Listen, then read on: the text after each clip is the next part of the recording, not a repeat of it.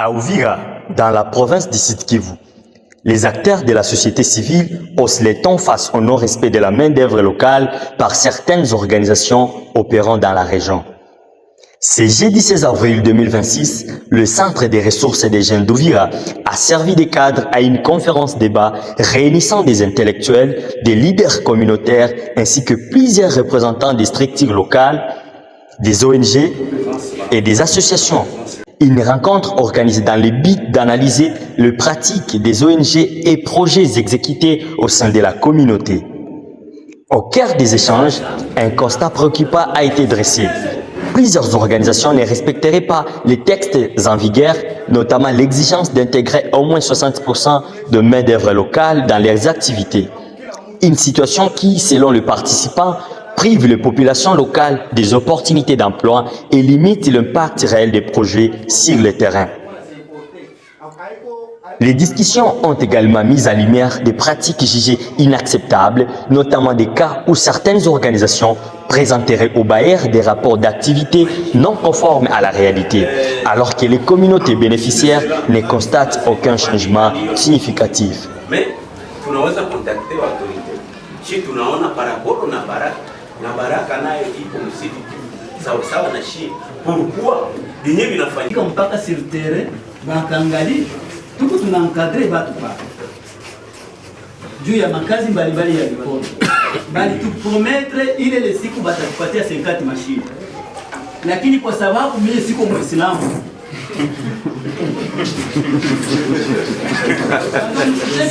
Face à ces dérives, les participants ont pris une série de résolutions visant à remettre de l'ordre dans le fonctionnement des organisations intervenant dans la zone. Parmi les mesures envisagées figurent le renforcement du plaidoyer auprès des autorités compétentes, notamment du ministère concernés, ainsi que la mise en place d'un mécanisme de suivi pour évaluer le respect des normes établies. Une commission sera ainsi chargée d'identifier les organisations conformes aux exigences légales et celles qui s'en écartent, tout en évaluant l'impact réel des projets sur la communauté.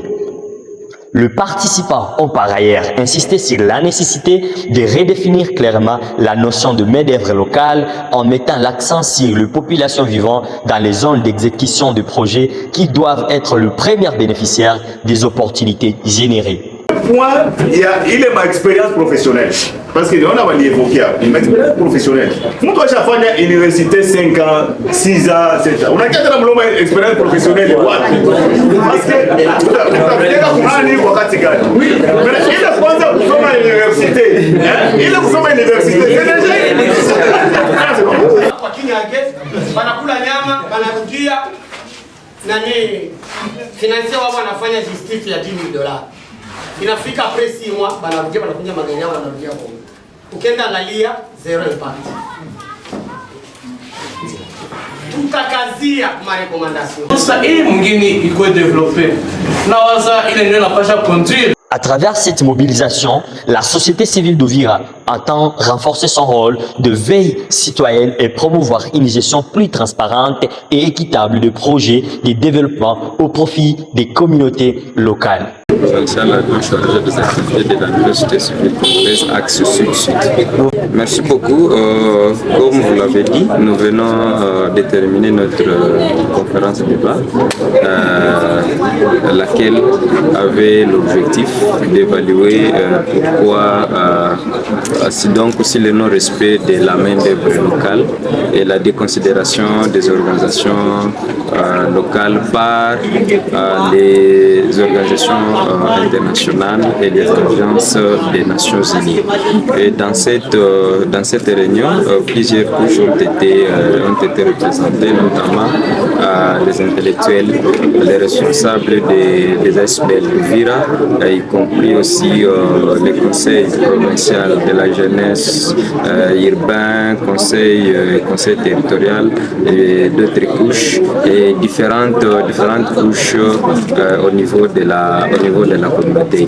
Dans la réunion, il a été question d'évaluer pourquoi seulement Uvira où les organisations internationales et des agences des Nations Unies doivent chaque fois importer la main-d'œuvre locale. Pourtant, c'est garanti par la Constitution, à son article, donc par la Constitution numéro loi 004 de 2001. Donc, c'est prévu que dans chaque fois que l'organisation œuvre dans la communauté, il doit utiliser pas moins de 60% de la main-d'œuvre locale, les cas qui ne se fait pas par nos organisations. Et raison pour laquelle nous sommes réunis et nous avons décidé qu'à partir d'aujourd'hui, nous allons maintenant rencontrer les organisations, donc les différentes autorités, notamment l'autorité provinciale, le gouverneur de province. Nous allons rencontrer le ministre du plan, provincial du plan. Nous allons rencontrer le ministre des Affaires humanitaires. Nous allons aussi rencontrer les responsables de l'OCHA comme une organisation qui coordonne les affaires humanitaires dans la zone. Ce sont là les décisions qui ont été prises. Et lorsque nous allons rencontrer ces autorités, nous avons évoqué à peu près 5 éléments que nous allons soumettre à ces autorités.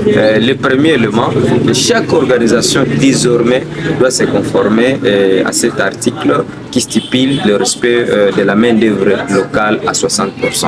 Deuxième élément, nous allons identifier dans chaque organisation une organisation qui respecte cet article, c'est-à-dire 60% de la main-d'œuvre locale. Troisième élément, nous allons identifier dans chaque organisation les activités les activités menées, parce que la plupart de ces organisations viennent à Uvira, mais ces ONG ou ces projets n'ont aucun impact. Quand nous disons que ces organisations n'ont aucun impact, c'est-à-dire qu'il n'y a pas de changement au niveau de la communauté. Et je vais profiter à ce micro pour dire et informer la population d'Uvira et ses environs qu'il y a d'autres organisations qui œuvrent dans des hôtels et fabriquent des activités et donc du début jusqu'à la fin du projet. Et à la fin, ils vont dire aux bailleurs que non, nous étions à Uvira, nous étions en train de faire les activités, pourtant qu'aucune activité n'a pas été réalisée. Alors cette pratique doit prendre fin. Nous remercions d'abord les participants, les différentes couches qui ont pris part à cette réunion et nous avons décidé que désormais cette pratique doit cesser, parce que Uvira, nous avons aussi étudié au même pied d'égalité que celles qui viennent à Bukavu, à Goma, Kinshasa et ailleurs. Et quand nous supposons la question de la main-d'œuvre locale, c'est supposer que c'est la zone où l'activité est en train de se faire, c'est-à-dire cette zone-là constitue ce que nous appelons les locales. Les locales, ça veut dire que ce sont les autochtones qui doivent travailler dans ces projets. Voilà pourquoi nous avons tenu la réunion d'aujourd'hui et nous pensons qu'à partir de demain, nous allons accélérer maintenant le processus avec la commission qui a été mise en place, donc de différentes couches que je venais de citer tantôt, et le reste doit continuer. Et régulièrement, nous avons convenu dans la réunion que nous allons chaque fois restituer les gens de ce qui se passe. Voilà l'objectif de la réunion d'aujourd'hui.